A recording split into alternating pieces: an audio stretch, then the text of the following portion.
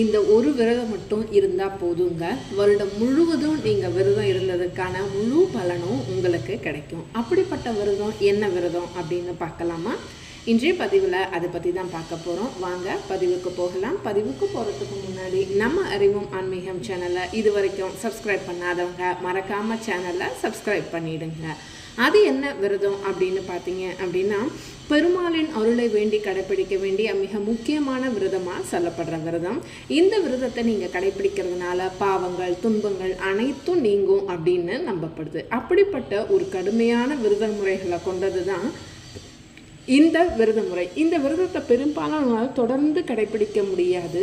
ஆனால் வருடத்தில் வரக்கூடிய இந்த ஒரு நாளில் விரதம் இருந்தாலே போதும், வருடம் முழுவதும் விரதம் இருந்ததற்கான பலன் கிடைக்கும். அப்படிப்பட்ட விரதம் என்ன அப்படின்னு பார்த்தோம் அப்படின்னா, ஏகாதேசி விரதம் தாங்க.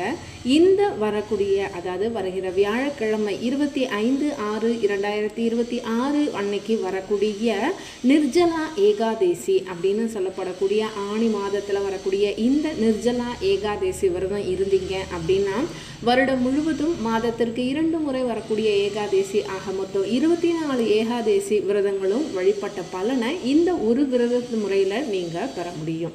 இந்து மத சாஸ்திரத்தில் கடைபிடிக்கக்கூடிய விரதங்களில் மிக உயர்ந்த புண்ணிய பலன்களை தரக்கூடிய விரதமாக கருதப்படுறது தாங்க இந்த ஏகாதேசி விரதம்.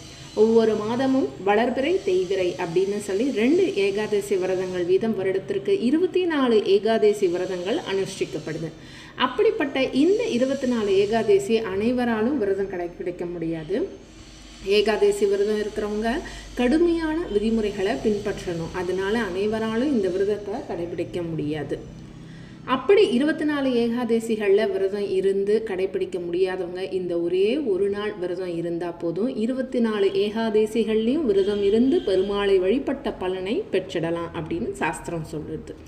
சில குறிப்பிட்ட மாதங்களில் வரக்கூடிய ஏகாதசிகள் சிறப்பு வாய்ந்தது. அப்படிப்பட்ட சிறப்பு தான் இந்த ஆணி மாதம் வளர்பிறையில் வரக்கூடிய நிர்ஜலா ஏகாதசி அன்று மட்டும் இந்த விரதம் இருந்தால் போதுங்க. வருடம் முழுவதும் ஏகாதசி விரதம் இருந்த பலனை பெற்றிடலாம். அது என்னங்க நிர்ஜலா ஏகாதசியா மகாதேகாதேசி அப்படின்னும் சொல்லுவாங்க. அதாவது இந்த விரதத்தை பீமன் அனுஷ்டித்த ஏகாதசி அப்படின்றதுனால இதை பீம ஏகாதசி அப்படின்னும் சொல்கிறது உண்டு. சேஷ்ட மாதத்தில் வரக்கூடிய ஏகாதசி அப்படின்றதுனால சேஷ்ட ஏகாதசி அப்படின்னும் சொல்லப்படுறது.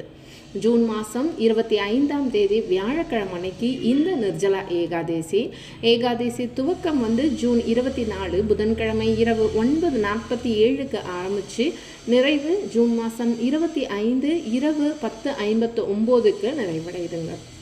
அதனால்தான் ஜூன் 25ஆம் தேதி இந்த விரதத்தை நீங்கள் இருக்கணும். நிர்ஜலா அப்படின்னா தண்ணீர் அப்படின்ற பொருளுங்க. நிர்ஜலா ஏகாதசி விரதம்ன்றது தண்ணீர் உணவு எதுவுமே எடுத்துக்காம ரொம்ப கஷ்டமான ஒரு விரதம்னு சொல்லலாம். சாஸ்திரப்படி இந்த விரதத்தை உரிய பக்தியோடன் விதிமுறைகளோடு அனுஷ்டிப்பவர்களுக்கு செல்வ வளம் ஆசைகள் அனைத்தும் நிறைவேறும். மோட்சம் நன்மைகள் என அனைத்து விதமான நன்மைகளும் உங்களை சேருங்க. 24 ஏகாதசி விரதங்கள் இருந்த பெரும் புண்ணிய பலனே போதுமே இந்த ஒரு ஏகாதசி விரதம் தர்றது அப்படின்னா, அப்போ அதை விட நமக்கு வேற என்னங்க பெருமை வேணும்? பாவங்களை போக்கி வாழ்வில் மகிழ்ச்சி செழிப்பை அளித்து விருப்பங்கள் அனைத்தையும் நிறைவேற்ற உதவக்கூடிய விரதம் தாங்க இந்த ஏகாதசி விரதம். இந்த ஏகாதசி அன்னைக்கு அதாவது வியாழக்கிழமை ஜூன் மாதம் 25ஆம் தேதி அன்னைக்கு அதிகாலையில் எழுந்து குளிச்சுட்டு மஞ்சள் நிற ஆடை உடுத்தி விரதத்தை துவக்குங்க. மஞ்சள் மலர்கள் துளசி பஞ்சாமிர்தம் படைத்து பெருமாளையும் மகாலட்சுமியும் வழிபடுங்க. விஷ்ணு மந்திரங்கள் முக்கியமாக விஷ்ணு சஹஸ்ரநாமத்தை உச்சரிக்க வேணும். அது மட்டும் இல்லாமல் வாசிக்கவும் செய்யுங்க. டிவியில் ஒலிக்க விட்டுட்டு நாள் முழுவதும் அதை கேட்டுக்கிட்டே இருங்க. இந்த நாளில் குடிநீர் தானமாக வழங்குறது, மரம் மற்றும் செடிகளுக்கு நீர் ஊற்றுறது, விலங்குகள் பறவைகளுக்கு தண்ணீர் வழங்குறது ரொம்பவே சிறப்புங்க.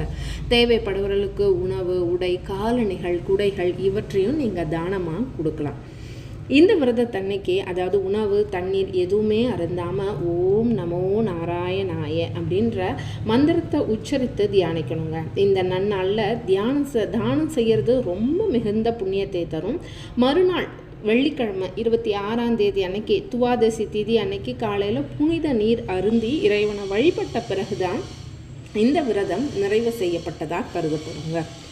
இந்த விரதம் பீமசேனன் பசியால் அவதிப்பட்டதால் அவரால் உணவு உண்ணாமல் இருக்க முடியலன்னு சொல்லி முனிவர் வியாசர் அவருக்கு இந்த ஒரு நாள் விரதத்தை மட்டும் பரிந்துரைத்தார். இதனால தான் இந்த ஏகாதேசிக்கு பீம ஏகாதேசி அப்படின்ற பெயரும் உண்டுங்க.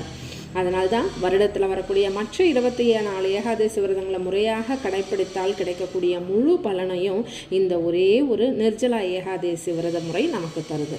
கண்டிப்பாக இந்த ஒரு விரத முறையை இருங்க, சகல சௌபாக்கியங்களும் பெறுங்க.